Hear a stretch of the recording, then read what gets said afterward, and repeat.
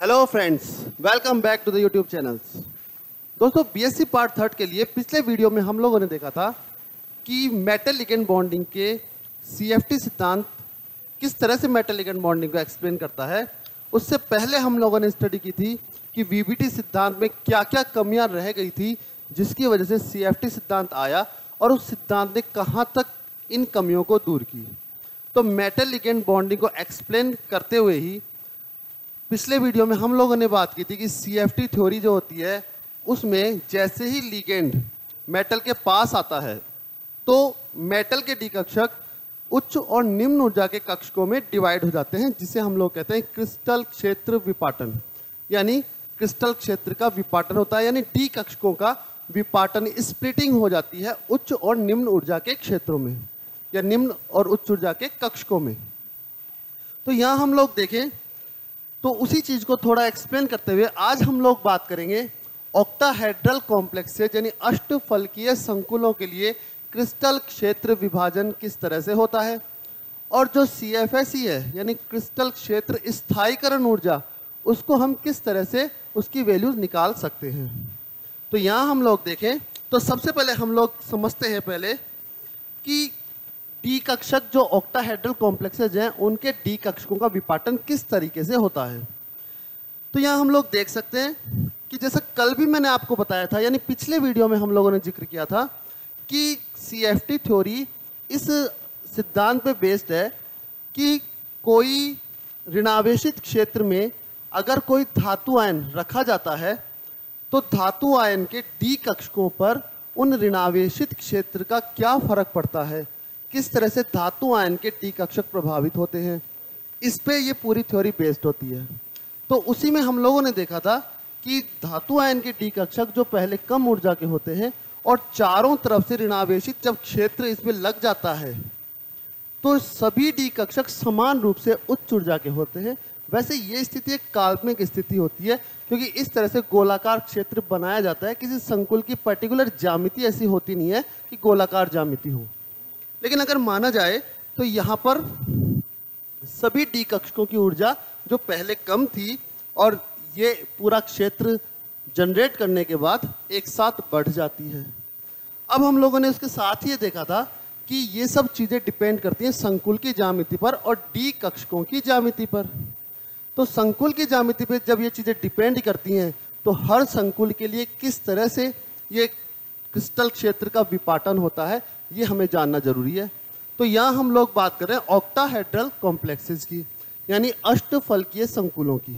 अष्टफलकीय संकुलों में होता क्या है कि 6 लिगेंड होते हैं जो कि अक्षों के अनुदिश धातु आयन के पास आते हैं। जैसे मान लीजिए यहाँ पर ये अष्टफलकीय ज्यामिति है, यहाँ पर जो 6 लिगेंड हैं वो एक्स, वाई और जेड तीनों अक्षों के अनुदिश धातु आयन के पास आते हैं। तो ऑब्वियसली जो कक्षक धातु आयन के जो कक्षक अक्षों पर स्थित है उनसे लिगेंड का प्रतिकर्षण ज्यादा होता है तो वो उच्च ऊर्जा के हो जाएंगे, क्योंकि अगर इलेक्ट्रॉन्स तो सभी में होते ही हैं। तो जैसे ही लिगेंड पास आएंगे तो धातु आयन के वो डी कक्षक जो अक्षों पर स्थित हैं उनमें प्रतिकर्षण ज्यादा होगा और वो उच्च ऊर्जा के हो जाएंगे और बाकी के कक्षक निम्न ऊर्जा के हो जाते हैं। अष्टफलकीय ज्यामिति में हम लोग देख सकते हैं कि d x square y square कक्षक और डी जेड स्क्वायर कक्षक, इनकी ऊर्जा ज़्यादा हो जाती है, औसत जो ऊर्जा स्तर है उससे ज़्यादा हो जाती है। और बाकी के जो 3 ऑर्बिटल्स हैं d x y, d y z और डी जेड एक्स, उन तीनों की ऊर्जा कुछ कम हो जाती है। जिस एवरेज से ऊर्जा ऊपर की तरफ होती है यानी बढ़ती है, उसी एवरेज से औसत ऊर्जा स्तर से ये ऊर्जा कम हो जाती है। यानी जितनी वृद्धि ऊपर होती है, यानी जितनी ऊर्जा में वृद्धि होती है इन दोनों कक्षकों की, इन तीनों कक्षकों की ऊर्जा में उसी के अकॉर्डिंग कमी हो जाती है। इस तरह से डी कक्षकों में क्रिस्टल क्षेत्र का विपाटन हो जाता है। अब यहाँ पर जो एनर्जी गैप है यानी ऊर्जा अंतराल है अष्टफलकीय संकुलों के लिए हम उसको लिखते हैं डेल्टा ओ से, जिसका मान होता है 10 DQ के बराबर, जो कि हमने पिछले वीडियो में समझा था ये किस तरह से वर्क करता है। यहाँ पर हम लोग देखते हैं कि डेल्टा ओ का मान ये होता है यानी निम्न से उच्च ऊर्जा के कक्षकों के बीच में ऊर्जा अंतराल होता है डेल्टा ओ, जिसे हम लोग क्रिस्टल क्षेत्र विभाजन ऊर्जा भी कहते हैं, यानी क्रिस्टल फील्ड स्प्लिटिंग एनर्जी। अब यहाँ पर हम लोग देखें तो ये जो लेवल ऊपर हुआ है यानी 0.6 डेल्टा ओ, सामान्य औसत ऊर्जा, सामान्य जो ऊर्जा लेवल है उससे उच्च ऊर्जा के डी कक्षक हो जाते हैं। और ये जो डी कक्षक हैं d x y, d y z and z x, ये -0.4 डेल्टा ओ निम्न ऊर्जा के हो जाते हैं। यहाँ पर प्लस और माइनस के चिन्ह हमें ये बताते हैं कि इन कक्षकों की ऊर्जा में वृद्धि होती है और इन कक्षकों की ऊर्जा में कमी होती है। यानी पॉजिटिव साइन आ रहा है इसका मतलब एनर्जी ज़्यादा हो रही है, और नेगेटिव साइन आ रहा है इसका मतलब एनर्जी कम हो रही है। तो इस तरह से डी कक्षकों का विपाटन हो जाता है।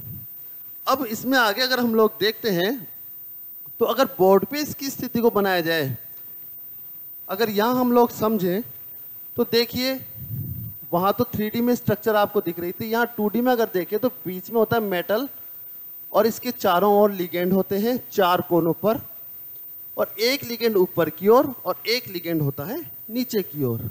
अष्टफलकीय ज्यामिति इसी तरीके से बनती है। यानी इस ज्यामिति को भी हम लोग अगर देखें तो ये 4 कोनों पे ये वर्ग है, वर्ग के 4 कोनों पर लिगेंड है और एक लिगेंड ऊपर की ओर और एक लिगेंड नीचे की ओर। अगर इन सभी को आपस में मिला दिया जाए तो ऑक्टाहेड्रल ज्योमेट्री बन जाती है, ऑक्टाहेड्रल ज्यामिति बन जाती है। अगर इनमें हम लोग बात करें तो निम्न ऊर्जा के कक्षकों को हम लोग कहते हैं T2G कक्षक और उच्च ऊर्जा के कक्षकों को हम लोग कहते हैं EG कक्षक। इन्हें हम हिंदी में बोलते हैं त्रिसमभ्रंश कक्षक और इनको बोलते हैं द्विसमभ्रंश कक्षक। त्रिसमभ्रंश का मतलब हो गया 3 कक्षक हैं जिनकी ऊर्जाएं समान हैं। द्विसमभ्रंश कक्षक का मतलब हो गया 2 कक्षक ऐसे हैं जिनकी ऊर्जाएं बिल्कुल समान हैं। तो इस तरह से हम लोग इन कक्षकों को बोल सकते हैं। दोस्तों यहाँ पर ये जो जी साइन आता है, ये जी साइन बताता है हमें, इसका मतलब होता है गिराड। गिराड का हम लोग अर्थ लेते हैं सममिति से, यानी जिन ज्यामितियों में सममिति पाई जाती है उन सभी के निम्न और उच्च ऊर्जा के कक्षकों को दर्शाने के लिए हम लोग जी सफिक्स लगाते हैं। यानी यहाँ पर अब देखते हैं अष्टफलकीय ज्यामिति की हम लोग बात कर रहे हैं। अगर यहाँ जी लगा रहे हैं इसका मतलब यहाँ इस ज्यामिति में सममिति पाई जाती है। अब सममिति जब यहाँ पाई जाती है तो हम देखते हैं कि सममिति किस तरह से पाई जाती है। तो यहाँ हम लोग देखें कि जो ये अगर वर्ग है, वर्ग के चारों कोनों पर 4 लिगेंड हैं। अब हम जानते हैं कि वर्ग के चारों कोनों पर 4 लिगेंड केंद्र से समान दूरी पर होते हैं और एक लिगेंड नीचे और एक लिगेंड ऊपर की ओर होता है जो भी बिल्कुल समान दूरी पर होता है। यानी केंद्र से सभी लिगेंड की दूरियां बिल्कुल समान होती हैं, इसलिए अष्टफलकीय ज्यामिति में सममिति पाई जाती है।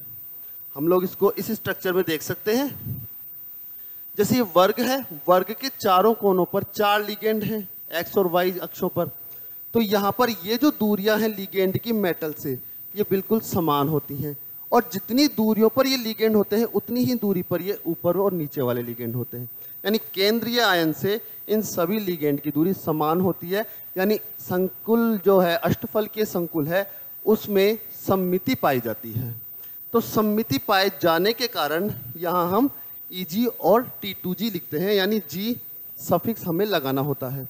चतुष्फलकीय ज्यामिति में अक्सर हम लोग सफिक्स लगाते हैं, वैसे चतुष्फलकीय ज्यामिति में सफिक्स नहीं लगाना चाहिए। अब ये तो क्या होता है कि बोलचाल की भाषा में हम T2G EG बोलते हैं, तो चतुष्फलकीय के लिए भी इसी तरह से बोल देते हैं। बाकी नियमानुसार चतुष्फलकीय ज्यामिति में ये G सफिक्स नहीं लगता है। और वर्गाकार समतलीय ज्यामिति के लिए हम लोग काम में ले सकते हैं, क्योंकि वर्गाकार समतलीय ज्यामिति में भी सममिति पाई जाती है। तो इस तरह से हम लोग देखें तो T2G निम्न ऊर्जा के कक्षक हो जाते हैं, EG उच्च ऊर्जा के कक्षक हो जाते हैं, और दोनों कक्षकों के मध्य ऊर्जा अंतराल डेल्टा O होता है, जिसे tan dq से लिखते हैं। सामान्य ऊर्जा स्तर से ये जितना ऊपर की ओर जाते हैं उतना ही ये नीचे की ओर आते हैं, जिन्हें हम 0.6 डेल्टा O ऊपर की ओर शो करते हैं। प्लस का चिन्ह हमें बताता है कि एनर्जी ज़्यादा हुई है, और यहाँ -0.4 डेल्टा और नीचे की ओर माइनस का चिन्ह हमें ये बताता है कि एनर्जी कम हुई है इन कक्षकों की। तो ये तो हो गया क्रिस्टल क्षेत्र विभाजन। अब हम लोग बात करते हैं CFSE की गणना, यानी अष्टफल की ज्यामिति में क्रिस्टल क्षेत्र स्प्लिटिंग हो गई, डेल्टा कहलाती है स्प्लिटिंग एनर्जी। तो ये सब हमें अच्छे से समझ में आ गया किस तरह से ये कक्षकों का विपाटन हो रहा है और डेल्टा का मान किस तरह से निकाला जा रहा है। यहाँ दोस्तों जिस भी लिगेंड के लिए डेल्टा का मान ज़्यादा होता है उसी को हम लोग कहते हैं प्रबल क्षेत्र लिगेंड, और जिस लिगेंड के लिए इस डेल्टा का मान कम होता है उसे कहते हैं दुर्बल क्षेत्र लिगेंड। यानी डेल्टा के मान पर डिपेंड कर रही है स्पेक्ट्रमी रासायनिक श्रेणी जो कि लिगेंड की प्रबलता के क्रम को बताती है। वो सभी मान CFT में बताए जाते हैं। जब डेल्टा का मान निकाला जाता है सभी लिगेंड के लिए तो डेल्टा के मान के आधार पर ही स्पेक्ट्रमी रासायनिक श्रेणी तैयार होती है। तो इस आधार पर हम लोग प्रबल क्षेत्र और दुर्बल क्षेत्र लिगेंड का भी पता लगा सकते हैं। चलिए आगे हम लोग देखते हैं हम CFSE की गणना किस तरीके से की जाती है।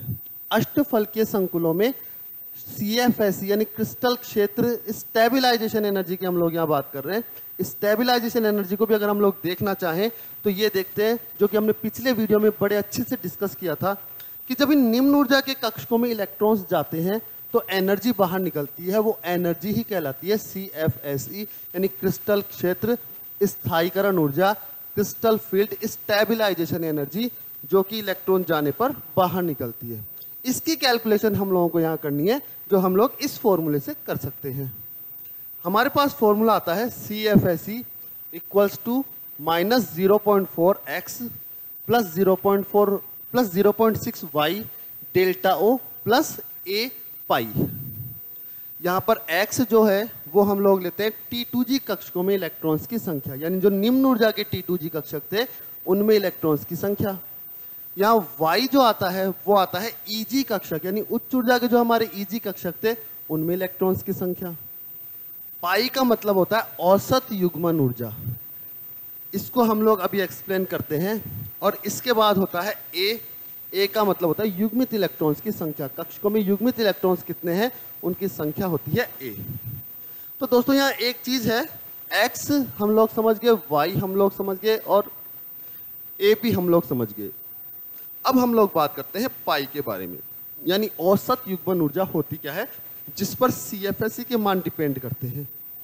तो यह हम लोग देखते हैं कि दो स्थितियां हमारे पास आती हैं। हम लोग इधर देखें तो दो स्थितियां हमारे पास आती हैं।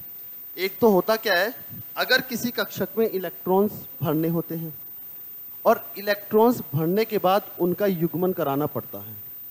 सपोज कीजिए, जैसे मान लीजिए यहाँ सभी कक्षकों में एक एक इलेक्ट्रॉन हमने भर दिया। अब युग्मन ऊर्जा की बात कर रहे हैं हम लोग, तो युग्मन ऊर्जा दो चीजों पे डिपेंड करती है। अब जो चौथा इलेक्ट्रॉन आएगा, चौथा इलेक्ट्रॉन मान लीजिए प्रबल क्षेत्र लिगेंड है, डेल्टा का मान ज्यादा है और हम लोगों को यहाँ भरना है, नीचे वाले कक्षकों में ही भरना है। अब चौथा इलेक्ट्रॉन भरना है किसी कक्षक में, तो यहाँ पर दो स्थितियां होंगी। एक तो इलेक्ट्रॉन को कक्षक तक पहुंचाया जाए, यानी इस इलेक्ट्रॉन को कक्षक तक पहुंचाया जाए। एक होगी कक्षक तक पहुंच जाए, उसके बाद इसका युग्मन हो। अब वो वहां स्टेबल भी होना चाहिए, यानी बाहर नहीं निकले। तो इसके लिए दो फैक्टर काम करते हैं। एक तो होता है कूलोमी प्रतिकर्षण, यानी कूलोमी रिपल्जन, और एक होता है विनिमय ऊर्जा, जिसे हम लोग कहते हैं एक्सचेंज एनर्जी। ये दो तरह के कारक जो हैं ये युग्मन ऊर्जा को प्रभावित करते हैं। अब देखिए, इलेक्ट्रॉन, एक इलेक्ट्रॉन पहले से है किसी कक्षक में, हमें दूसरा इलेक्ट्रॉन वहां लेकर जाना है। इलेक्ट्रॉन नेगेटिवली चार्ज होते हैं, इन पर आवेश नेगेटिव होता है, नेगेटिव, और दूसरा इलेक्ट्रॉन हम लोग लेके जा रहे हैं वो भी नेगेटिव है। उस कंडीशन में दोनों ऋणावेश एक दूसरे को प्रतिकर्षित करते हैं। तो इस कक्षक में इलेक्ट्रॉन को रखने के लिए, अब प्रतिकर्षण हो रहा है तो दूर भगाएंगे, लेकिन हमें यहाँ रखना है, इलेक्ट्रॉन को स्टेबल करना है, तो हमें उस प्रतिकर्षण से ज़्यादा एनर्जी सिस्टम को देनी पड़ेगी। तो वो जो एनर्जी हम लोग जो दे रहे हैं, जो कि इसको इस प्रतिकर्षण से ज़्यादा एनर्जी दे रहे हैं, जिससे ये इलेक्ट्रॉन इस कक्षक में स्थित हो जाए, तो वो तो कहलाती है कूलोमी प्रतिकर्षण। अब इलेक्ट्रॉन यहां आ गया तो इलेक्ट्रॉन की अभी तो एनर्जी खूब देनी पड़ रही है ना। दोनों इलेक्ट्रॉन समान अवस्था में भी आ सकते हैं। जैसे मान लीजिए यहाँ पर हमने इलेक्ट्रॉन भरा तो दो स्थितियां बनती हैं कि इलेक्ट्रॉन यूं भी हो जाए या और भी किसी तरीके से व्यवस्थित हो जाए। अब अगर इलेक्ट्रॉन इस तरीके से व्यवस्थित हो जाता है तो फिर तो एक इलेक्ट्रॉन के चक्रण के कारण जो भी गुण होते हैं उस धातु आयन के या उस यौगिक के, वो तो दूसरा इलेक्ट्रॉन तो उसको नष्ट नहीं कर पा रहा है। ठीक है, अगर इसके चक्रण की वजह से बहुत ज़्यादा इसकी एनर्जी बढ़ रही है, एक तो प्रतिकर्षण है और हम लोगों ने सिस्टम को और एनर्जी दी है, तो अब ये स्टेबल हो यहाँ पर, इस स्टेबिलिटी के लिए ज़रूरी है कि इसका चक्रण विपरीत किया जाए, यानी इसका युग्मन किया जाए। तो इसके लिए जो एनर्जी देनी पड़ती है वो एनर्जी कहलाती है विनिमय ऊर्जा। यानी दो तरह के कारक काम करते हैं, एक तो कूलोमी प्रतिकर्षण, पर्टिकुलर कक्षक में इलेक्ट्रॉन को ले जाने के लिए जो एनर्जी चाहिए होती है वो कहलाती है कूलोमी प्रतिकर्षण, और सेकंड है उसमें इलेक्ट्रॉनों का चक्रण विपरीत करने के लिए जो एनर्जी देनी पड़ रही है वो एनर्जी कहलाती है विनिमय ऊर्जा। इन दोनों का जो औसत मान होता है वो ही कहलाता है युग्मन ऊर्जा, जिसे हम लोग लिखते हैं पाई से। युग्मन ऊर्जा। अब इलेक्ट्रॉन्स युग्मित हो चुके हैं, युग्मित होने के बाद स्टेबल हो जाएंगे, और युग्मित इसी तरीके से होंगे कि ये स्टेबल हो जाएं, क्योंकि जब तक दोनों का चक्रण समान रहेगा एक दूसरे को प्रतिकर्षित करते रहेंगे और हम सिस्टम को लगातार एनर्जी देते रहेंगे। ठीक है, तो चक्रण विपरीत करना पड़ेगा। चक्रण विपरीत करने के लिए जो ऊर्जा जरूरी होती है वो कहलाती है विनिमय ऊर्जा। इस तरह से दो तरह की ऊर्जाएं होती हैं जो काम करती हैं युग्मन ऊर्जा के लिए। चलिए, अब युग्मन ऊर्जा हो गई। अब युग्मन ऊर्जा को हम पाई से लिखते हैं। अब पाई से लिखने के बाद अब कैलकुलेशन में हमारी CFSE के कैलकुलेशन में पाई यूज हो रहा है यहाँ पर, तो हम उसे यूज करते हैं यहाँ। तो यहाँ हम लोग देखें, वापस से आते हैं पिछले पेज पर। अब देखो, औसत युग्मन ऊर्जा, T2G कक्षकों में इलेक्ट्रॉन्स, EG कक्षकों में इलेक्ट्रॉन्स और युग्मित इलेक्ट्रॉन्स की संख्या, ये सब चीजें अगर हमें पता होंगी तो हमें किसी भी इलेक्ट्रॉनिक विन्यास के लिए CFSE का मान निकाल सकते हैं। फॉर एग्जाम्पल, जैसे हमें D1 विन्यास के लिए CFSE का मान निकालना है।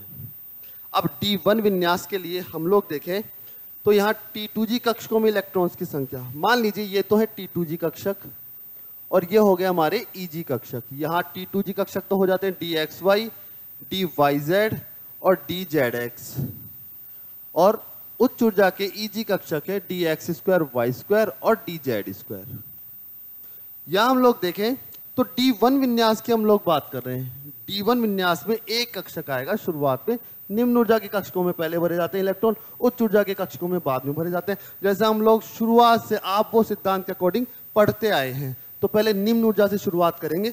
तो यहाँ एक इलेक्ट्रॉन यहाँ भर दिए, तो एक इलेक्ट्रॉन जाने के बाद अब इस कैलकुलेशन पर आते हैं। इक्वेशन हमें कहती है कि -0.4x plus 0.6y delta o plus a pi. इसकी कैलकुलेशन हम लोग निकालें तो यहाँ से हम लोग देखें, इसको तो मैं इरेज कर देता हूँ, अब यहाँ वैल्यू पुट करते हैं जिससे हम लोग इसके मान निकाल सकें। तो यहाँ देखते हैं CFSE का मान D1 विन्यास के लिए होगा -0.4, x होता है हमारे पास निम्न ऊर्जा की यानी T2G कक्षकों में इलेक्ट्रॉन्स की संख्या। हम लोग यहाँ देख सकते हैं T2G कक्षक में हमारे पास सिर्फ एक इलेक्ट्रॉन है, तो यहाँ हम लोग लिख सकते हैं इंटू 1 प्लस 0.6। अब EG कक्षकों में इलेक्ट्रॉन्स देखें तो EG कक्षक में फिलहाल कोई इलेक्ट्रॉन्स नहीं है D1 विन्यास के लिए, तो यहाँ मान हो जाता है 0.6 इंटू 0 डेल्टा O। A का मान, A यहाँ था हमारे पास युग्मित इलेक्ट्रॉन्स की संख्या, फिलहाल यहाँ पर कोई युग्मित इलेक्ट्रॉन्स हमें नहीं दिख रहे, तो A का मान कितना हो जाएगा यहाँ 0.5। इसकी कैलकुलेशन हम लोग करें तो CFSE का मान आता है हमारे लिए -0.4 डेल्टा O। बाकी चीजें 0 हो जाती हैं D1 विन्यास के लिए। इसी तरीके से हम लोग D2 विन्यास के लिए भी मान पता कर सकते हैं। D2 विन्यास के लिए अगर मान देखें हम लोग, तो यहाँ D2 विन्यास में 2 इलेक्ट्रॉन्स भरे जाएंगे। पहले सब में एक एक इलेक्ट्रॉन जाता है, उसके बाद इलेक्ट्रॉन्स का युग्मन होता है।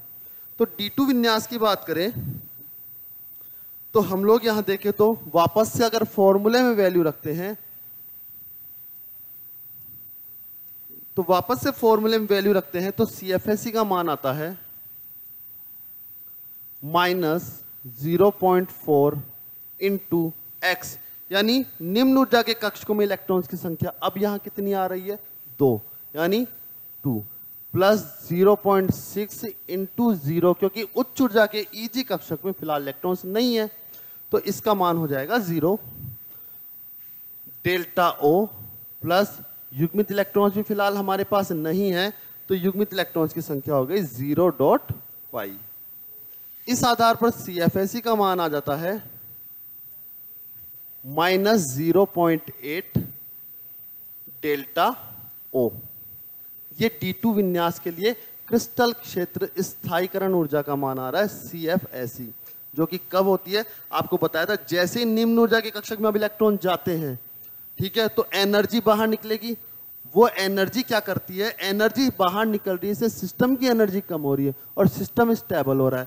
तो जो एनर्जी बाहर निकल रही है उसे हम लोग कहते हैं CFSE, crystal field stabilisation energy, जिसकी वैल्यूज हम लोग पता करें। D1 और D2 विन्यास का मान हम लोगों ने निकाल लिया है। आगे हम लोग देखते हैं D3 विन्यास के लिए। तो D3 विन्यास के लिए अगर हम लोग देखें तो एक इलेक्ट्रॉन और बढ़ जाएगा, एक इलेक्ट्रॉन और बढ़ जाएगा, तो हम लोग यहां भी वैल्यू में उसी तरीके से इलेक्ट्रॉन्स रख देते हैं। ये देखिए एक इलेक्ट्रॉन यहां निम्न ऊर्जा के कक्षक में बढ़ गया, तो CFSE का मान हो जाएगा हमारे लिए -0.4, x का मान यहां है 3, यानी T2G कक्षकों में इलेक्ट्रॉन्स की संख्या आ रही है 3, यानी 3 प्लस 0.6 इंटू, अब देखिए Eg कक्षकों में अभी तक इलेक्ट्रॉन भरना शुरू हुए नहीं है, तो इस वजह से Eg कक्षक में अभी भी इलेक्ट्रॉन्स की संख्या कितनी है, 0। डेल्टा O प्लस 0.π, क्योंकि युग्मित इलेक्ट्रॉन्स भी यहाँ क्या है, अभी शुरुआत नहीं हुई है इलेक्ट्रॉन्स के युग्मन की, तो युग्मित इलेक्ट्रॉन्स 0 हैं। यहां मान आ जाएगा CFSE का -1.2 डेल्टा O। D3 विन्यास के लिए मान आता है -1.2 डेल्टा O। तो इस तरह से हम लोग CFSE के मान D1, D2 और D3 के लिए निकाल सकते हैं। अब देखो D1, D2, D3 तीनों तरह के जो विन्यास है उसमें एक स्थिति है कि इलेक्ट्रॉन्स यहीं से बढ़ना शुरू होंगे, उनका युग्मन तो हो नहीं रहा, और पहले एक एक कक्षक में इलेक्ट्रॉन जाएगा तीनों कक्षक में, तो कोई दिक्कत नहीं है, सिंपल कैलकुलेशन जैसा होती है उस तरीके से होती है। लेकिन अब D4 विन्यास की अगर बात करते हैं तो D4 विन्यास में 2 कंडीशन होती है, इलेक्ट्रॉन यहां भी जा सकता है और हो सकता है चौथे इलेक्ट्रॉन का युग्मन हो, और युग्मन होगा तो यहां भी हो सकता है। अब ये किस बात पे डिपेंड करता है कि इलेक्ट्रॉन को उच्च ऊर्जा के Eg कक्षक में लेकर जाएं या निम्न ऊर्जा के T2G कक्षक में उसको युग्मन किया जाए। इसके लिए भी 2 फैक्टर काम करते हैं, पहले हम उनको समझते हैं, उसके बाद आगे की इलेक्ट्रॉन। D4 विन्यास के लिए हम लोग देख रहे थे कि यहाँ 2 स्थितियां बनती हैं, जो है पहली है pi is greater than delta O, और दूसरी स्थिति हमारे पास आती है पाई is less than delta O। यानी दोनों कंडीशन इस तरह की हैं कि पहली कंडीशन में पाई का मान डेल्टा से ज्यादा हो तो क्या हो, और दूसरी कंडीशन कहती है कि यदि पाई का मान डेल्टा O के मान से कम होता है तो क्या होता है। अब देखो 3 इलेक्ट्रॉन जब हम भर चुके थे, अब चौथा इलेक्ट्रॉन, ये कंडीशन इसलिए लगा रहे हैं कि चौथा इलेक्ट्रॉन नीचे वाले कक्षक में युग्मित होगा या ऊपर वाले कक्षक में जाएगा। तो यहां हम लोग देखिए कि पहली कंडीशन बताती है कि पाई का मान यदि ज्यादा हो डेल्टा O से, तो देखो पाई का मान इस डेल्टा O के मान से ज्यादा हो रहा है। अब डेल्टा O के मान से ज्यादा हो रहा है जबकि डेल्टा O का मान कम है, तो हम लोग जिसमें कम ऊर्जा काम में आ रही है उस टर्म को काम में लेंगे। यानी हमेशा जिस बात के लिए ज्यादा एनर्जी लग रही है उस बात को या उस पर्टिकुलर पॉइंट को हम काम में नहीं लेंगे, जिसमें कम एनर्जी लग रही है उस पॉइंट पर हम लोग काम करेंगे। तो यहाँ हम लोग देख सकते हैं कि डेल्टा ओ की वैल्यू कम है। तो जब भी डेल्टा ओ की वैल्यू कम होगी, यानी ये एनर्जी अंतराल, जो एनर्जी लेवल है निम्न और उच्च ऊर्जा के कक्षकों के मध्य, यानी T2G और EG कक्षकों के मध्य डेल्टा ओ का मान कम होगा, तो इलेक्ट्रॉन नीचे वाले कक्षकों में युग्मित होने के बजाय ऊपर वाले कक्षकों में चला जाएगा। और यदि डेल्टा ओ का मान ज्यादा होगा, यानी पाई से ज्यादा होता है अगर डेल्टा ओ का मान, तो पाई का मान कम होगा, यानी इलेक्ट्रॉन्स को युग्मित करने के लिए कम ऊर्जा की आवश्यकता हो रही है। तो इस कंडीशन में हम लोग इलेक्ट्रॉन को बजाय ऊपर वाले कक्षक में भेजने के नीचे वाले कक्षक में ही इसका युग्मन कर देंगे। तो दोनों कंडीशंस के लिए D4, D5, D6 and D7, इन चारों विन्यास के लिए हमें इन दोनों कंडीशन में इलेक्ट्रॉन भरने पड़ेंगे। अब D4 के लिए यदि हम लोग बात करें, तो यदि फर्स्ट कंडीशन की बात करते हैं तो डेल्टा का मान कम है पाई से, तो हमने इलेक्ट्रॉन भर दिया ऊपर वाले EG कक्षक में, उच्च ऊर्जा के EG कक्षक में। इस कंडीशन में अगर CFSE का मान निकाला जाए तो CFSE का मान हमारे पास आता है 0.4 XX, यानी निम्न ऊर्जा के कक्षकों में इलेक्ट्रॉन्स की संख्या, यानी T2G कक्षक में यहाँ हमारे पास है 3 इलेक्ट्रॉन्स। और आगे हम लोग देखें प्लस 0.6 Y का मान है यहाँ उच्च ऊर्जा के EG कक्षकों में इलेक्ट्रॉन्स की संख्या, तो वहाँ पर इलेक्ट्रॉन है हमारे पास एक। इसका मतलब हमारे पास जो वैल्यू आएगी वो आएगी -1.2 प्लस 0.6 डेल्टा ओ। देखिए यहाँ पर युग्मित इलेक्ट्रॉन्स एक भी नहीं है, तो जब युग्मित इलेक्ट्रॉन्स नहीं है तो यहाँ पर A का मान हो जाता है 0। तो A का मान 0 हो गया, तो 0 इंटू पाई यानी मान हो गया 0। यहाँ हम लोग देखें तो कुल CFSE का मान निकल कर आता है हमारे पास -0.6 डेल्टा ओ। ठीक है, जब हम लोगों ने फर्स्ट कंडीशन की बात की थी। अब अगर हम लोग सेकंड कंडीशन की बात करते हैं, यानी पाई का मान कम हो और डेल्टा ओ का मान ज़्यादा हो, यानी T2G और EG के बीच में एनर्जी का जो अंतराल है वो ज़्यादा है, तो पाई, लेकिन युग्मन के लिए हमें ऊर्जा कम चाहिए होगी, तो हम लोग इलेक्ट्रॉन को उच्च ऊर्जा के कक्षक में ले जाने के बजाय उसे निम्न ऊर्जा के कक्षक में ही युग्मित कर देंगे। इस कंडीशन में अगर हम लोग देखें तो हमारा जो अगला इलेक्ट्रॉन जाएगा, चौथा इलेक्ट्रॉन, वो जाएगा T2G विन्यास में, यानी T2G कक्षकों में। इस स्थिति में हम लोग अगर CFSE का मान निकालते हैं तो CFSE का मान हमारे पास आता है, फॉर्मूला हमें वही रखना है, फॉर्मूले में हम लोग चेंज कर नहीं रहे हैं, तो हमारे पास CFSE का मान निकल कर आ जाएगा इक्वल्स टू -0.4 X, यहाँ X का मान हम लोग देखें में इलेक्ट्रॉन है 4, प्लस 0.6 Y का मान हम लोग देखें तो यहाँ Y का मान 0 है, यानी EG का इलेक्ट्रॉन्स नहीं है, तो Y का मान यहाँ हो जाता है 0 इंटू 0 डेल्टा ओ प्लस। अगर यहाँ पाई को देखें हम लोग तो यहाँ पर अब हमारे पास युग्मित इलेक्ट्रॉन्स की संख्या आ जाती है, और युग्मित इलेक्ट्रॉन्स की संख्या यहाँ पर है हमारे पास एक युग्मित इलेक्ट्रॉन है, यानी 2 इलेक्ट्रॉन्स युग्मित है, एक लॉन पेयर हमारे पास है, तो एक लॉन पेयर होने के कारण यहाँ 1 इंटू पाई। इस कंडीशन में CFSE का मान आता है हमारे पास -1.6 plus 0 delta o plus pi, तो कुल मान हमारे पास निकल कर आता है CFSE का -1.6 डेल्टा ओ प्लस पाई। दोनों के मान चेंज हो गए। अब हमें बात जो ध्यान देने वाली है वो ये है कि यहाँ पर जब पाई का मान ज़्यादा होता है और डेल्टा ओ का मान कम होता है, तो डेल्टा ओ का मान कम होने के कारण इस कंडीशन में जो लिगेंड आता है वो लिगेंड कहलाता है दुर्बल क्षेत्र लिगेंड। और जब पाई का मान कम होता है, डेल्टा का मान ज़्यादा होता है, यानी ये एनर्जी का जो अंतराल है इसका मान ज़्यादा है और पाई का मान कम है, तो इलेक्ट्रॉन युग्मित होगा। उस कंडीशन में जो लिगेंड आता है वो कहलाता है प्रबल क्षेत्र लिगेंड। जब हमने स्पेक्ट्रमी रासायनिक श्रेणी को स्टडी किया पिछली क्लास में, तो हम लोगों ने बताया था कि स्पेक्ट्रमी रासायनिक श्रेणी जो है वो डेल्टा के मान के आधार पर बनाई जाती है। जिस लिगेंड के लिए डेल्टा का मान ज़्यादा होता है उसे हम लोग कहते हैं प्रबल क्षेत्र लिगेंड, और उस कंडीशन में जो संकुल बनते हैं वो बनते हैं उच्च चक्रण संकुल, निम्न चक्रण संकुल। और जिस कंडीशन में डेल्टा का मान कम होता है उस लिगेंड को हम लोग कहते हैं दुर्बल क्षेत्र लिगेंड। उसके लिए उस कंडीशन में हमारे पास जो संकुल बनते हैं वो होते हैं उच्च चक्रण संकुल।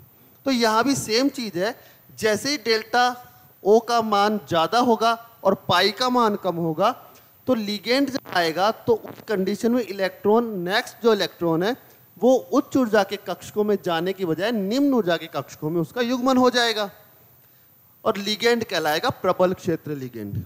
इसी तरह अगर पाई का मान ज़्यादा यानी युग्मन के लिए ज़्यादा ऊर्जा चाहिए, डेल्टा ओ का मान कम है, तो उस कंडीशन में जब लिगेंड आएगा तो लिगेंड कहलाएगा दुर्बल क्षेत्र लिगेंड और इलेक्ट्रॉन क्योंकि डेल्टा का मान कम है तो आराम से उच्च ऊर्जा के ईजी कक्षक में जा सकता है। तो इस तरह से D4 विन्यास के लिए दो तरह की कंडीशन है। यही कंडीशंस D5 के लिए होंगी, यही कंडीशन D6 और D7 के लिए भी होंगी। यानी दोनों ही कंडीशन में हम लोग दोनों ही स्थितियों में हमें D5, 6, 7 एंड इनके जो विन्यास हैं वो निकालने पड़ेंगे। एक तो delta is greater than pi और delta is less than pi के लिए। तो आगे हम लोग जब देखें कि डेल्टा का मान अगर कम हो पाई से तो D5 जो है विन्यास क्या होना चाहिए, तो यहाँ हम लोग देखते हैं जब मान कम है डेल्टा का तो जैसे 4 इलेक्ट्रॉन जब भर दिए जाएंगे, डेल्टा का मान कम होगा, उस कंडीशन में 4 इलेक्ट्रॉन इस तरह से भरे जाएंगे। यानी पहली वाली कंडीशन की हम लोग बात कर रहे हैं। इस कंडीशन में 4 इलेक्ट्रॉन भरने के बाद जो 5वां इलेक्ट्रॉन भरा जाएगा D5 विन्यास के लिए, वो भी किस में जाएगा, उच्च ऊर्जा के कक्षक में, क्योंकि डेल्टा का मान कम होगा। अब डेल्टा का मान कम है, इस तरह से हम लोग अगर CFSE की गणना करें तो CFSE का मान हमारे पास आता है इक्वल्स टू -0.4 इंटू T2G कक्षकों में इलेक्ट्रॉन्स, 3 इलेक्ट्रॉन्स हैं तो इंटू 3 प्लस 0.6 और EG कक्षकों में इलेक्ट्रॉन्स जो कि 2 हैं, तो EG कक्षकों में इलेक्ट्रॉन्स 2 हैं तो ये इंटू 2 डेल्टा O प्लस 0.पाई, यानी युग्मित इलेक्ट्रॉन्स है नहीं हमारे पास, तो 0.पाई कुल मान आता है यहाँ -1.2 प्लस 1.2 डेल्टा O प्लस 0। इस कंडीशन में ओवरऑल CFSE का मान हमारे पास आ जाएगा 0। यानी दुर्बल क्षेत्र लिगेंड के लिए जब डेल्टा का मान पाई यानी युग्मन ऊर्जा के मान से कम होता है उस कंडीशन में CFSE का मान 0 आता है और सभी 5 कक्षकों में एक एक इलेक्ट्रॉन भर जाते हैं। अगला हम लोग विन्यास देखें सेकंड कंडीशन के लिए, तो D5 विन्यास के लिए इलेक्ट्रॉन्स जो हैं वो भरे जाएंगे। यहाँ हम लोग देख सकते हैं 3 इलेक्ट्रॉन्स, चौथा इलेक्ट्रॉन्स इस कंडीशन के लिए युग्मित होगा नीचे वाले कक्षकों में और 5वां इलेक्ट्रॉन्स भी युग्मित हो जाएगा। इस कंडीशन में अगर हम लोग D5 के लिए मान निकाले CFSE का तो ये मान हमारे पास आता है -0.4, x का मान यहाँ पर हमारे पास यानी निम्न ऊर्जा के कक्षकों में इलेक्ट्रॉन्स की संख्या वो हो जाती है हमारे पास 5 प्लस 0.6, उच्च ऊर्जा के कक्षकों में इलेक्ट्रॉन्स यहाँ पर एक भी नहीं है तो उच्च ऊर्जा के कक्षकों में इलेक्ट्रॉन्स हो गया 0 डेल्टा O प्लस युग्मित इलेक्ट्रॉन्स की संख्या, युग्मित इलेक्ट्रॉन्स की संख्या हमारे पास है 2 लोन पेयर होते हैं तो 2 लोन पेयर के लिए आ गया 2.पाई। इस कंडीशन में यहाँ देखें तो -2.0 प्लस 0 डेल्टा O प्लस 2 पाई और CFSE का ओवरऑल मान जब हम लोग निकालते हैं तो वो आता है हमारे पास -2.0 डेल्टा O प्लस 2 पाई। तो ये मान आता है हमारे पास CFSE का। CFSE का मान इस तरीके से हो गया। तो अब आगे अगर D5 विन्यास के लिए हम लोग निम्न और उच्च ऊर्जा के कक्षकों में इलेक्ट्रॉन्स भर चुके हैं और यहाँ हम लोग देखें आगे D6 और D7 उनके लिए भी जो इलेक्ट्रॉनिक विन्यास लिखने गए वो दोनों कंडीशन में निकालने पड़ेंगे, क्योंकि जो इलेक्ट्रॉन भरने का क्रम है वो नहीं बदलता है ना। तो दोनों के लिए अलग अलग तरह से इलेक्ट्रॉन भरे जाते हैं। अब D7, D8, D9 और D10, अगर इन तीन विन्यासों की बात करें तो इसमें ये दोनों कंडीशन काम में नहीं ली जाती हैं। यानी अगर शुरुआत में देखें तो D1, D2 एंड D3 और लास्ट के D8, D9 और D10, इन विन्यासों के लिए ये दोनों कंडीशन काम नहीं करती। क्यों नहीं करती उसको हम लोग देखते हैं। देखो D5 का विन्यास हमने लिखा, अब D6 और D7 का हम लोग बड़े इजीली निकाल सकते हैं। अब बात कर लेते हैं हम D8, 9 और 10 विन्यास के लिए कि मान क्यों नहीं बदलते हैं। तो यहां पर हम लोग देखें तो D8 विन्यास की सबसे पहले बात करें। देखो अगर हम मान लीजिए फर्स्ट कंडीशन ले रहे होते, यानी pi is greater than delta को ले रहे होते, पाई का मान यदि डेल्टा से ज्यादा है यानी डेल्टा का मान कम है, तो सभी कक्षकों में पहले एक एक इलेक्ट्रॉन जाता, यानी 1, 2, 3, 4 एंड 5 और 6, 7 एंड 8। अगर हम लोग सेकंड कंडीशन ले रहे होते यानी pi is less than delta o वाली कंडीशन ले रहे होते, तो भी हम लोग क्या करते, पहले 1, 2, 3 फिर 4, 5 एंड 6 इलेक्ट्रॉन भरने के बाद ही यहाँ इलेक्ट्रॉन भरते। यानी दोनों ही कंडीशन में इलेक्ट्रॉनिक विन्यास तो सेम है। तो D8, D9, अब D9 की अगर बात करें तो D9 विन्यास के लिए भी इसमें कोई चेंज नहीं आने वाला। D9 विन्यास के लिए भी हमारे पास इलेक्ट्रॉनिक विन्यास वही रहेगा। यानी निम्न ऊर्जा के जब कक्षक लिए जाएंगे तो 1, 2, 3, 4, 5 एंड 6, 7, 8 और 9, यानी इलेक्ट्रॉन यही भरा जाएगा। और अगर सेकंड कंडीशन लेते हैं तो भी इलेक्ट्रॉन इसी तरह से भरा जाएगा, 1, 2, 3, 4 एंड 5, 6, 7, 8 एंड 9। यानी नेक्स्ट जो इलेक्ट्रॉन 9वां इलेक्ट्रॉन जो आना है वो इसी कक्षक में आना है। और सेम चीज D10 के लिए होगी। इसलिए इनके मानों के लिए दोनों ही कंडीशन में मान चेंज नहीं होते हैं और मान समान ही आते हैं। तो इस तरह से CFSE का मान हम लोग निकाल सकते हैं। यहाँ पर मैंने D1 से लेकर D5 तक की कैलकुलेशन आपको बताई है। 6, 7, 8, 9 और 10 की कैलकुलेशन भी हम लोग बता सकते थे, लेकिन उम्मीद करता हूँ कि आप लोगों को बहुत अच्छे से समझ में आ गई होगी। इसको हम बार बार रिपीट नहीं करना चाह रहे, क्योंकि आपका बच्चे इसमें बोर ना हो जाएं, इसलिए थोड़ा लगता है बार बार सेम कैलकुलेशन चल रही है, थोड़े आप लोग बोर हो जाते हैं। ये सभी चीज़ें आपको PDF नोट्स में बिल्कुल इसी तरीके से सेम मिल जाएंगी। अच्छे से D1 से लेकर D10 तक का विन्यास आपको कंप्लीट मिलेगा। तो यहाँ पर हमारा मकसद था CFSE की कैलकुलेशन, और हर विन्यास के लिए D1 से D10 तक का विन्यास के लिए हम लोग CFSE की कैलकुलेशन कर रहे हैं। किस तरह से CFSE का मान निकाला जाता है, तो इस तरह से हमें ध्यान रखना है कि जो तो कंडीशंस हैं, मोस्ट इंपॉर्टेंट कंडीशंस हैं और एग्जाम में ज़्यादातर D4, D5, D6 और D7 के विन्यास बहुत बार पूछे जाते हैं। तो हमें इन दोनों कंडीशन के हिसाब से प्रबल और दुर्बल क्षेत्र लिगेंड के लिए दोनों कंडीशन निकालनी, यानी प्रबल और दुर्बल क्षेत्रों के लिए हमें ये दोनों कंडीशन को ध्यान में रखते हुए ये CFSE की गणना करनी होती है। तो आप लोग इस बात का हमेशा ध्यान रखना। आगे के वीडियो में ये तो थी अपने पास अष्टफलकीय संकुलों के लिए CFSE की कैलकुलेशन। आगे के वीडियो में हम लोग देखेंगे टेट्राहेड्रल कॉम्प्लेक्सेस यानी चतुष्फलकीय संकुलों के लिए CFSE की गणना। अगले वीडियो में हम लोग ये भी पढ़ेंगे कि डेल्टा O और डेल्टा T में क्या फ़र्क है, और हम लोग देखेंगे कि डेल्टा O का मान डेल्टा T से ज़्यादा क्यों होता है। तो लगातार देखते रहिए। अच्छे से अच्छी एजुकेशन के लिए हमारा एक भी वीडियो मिस मत कीजिए, वीडियो को स्किप मत कीजिए और लगातार वीडियो देखते रहिए। और चैनल को आप लोग सब्सक्राइब कीजिए, लाइक कीजिए, शेयर कीजिए। आप लोग जितना सपोर्ट करेंगे उतनी ही अच्छी से अच्छी एजुकेशन आपको लगातार मिलती जाएगी। बहुत बहुत धन्यवाद।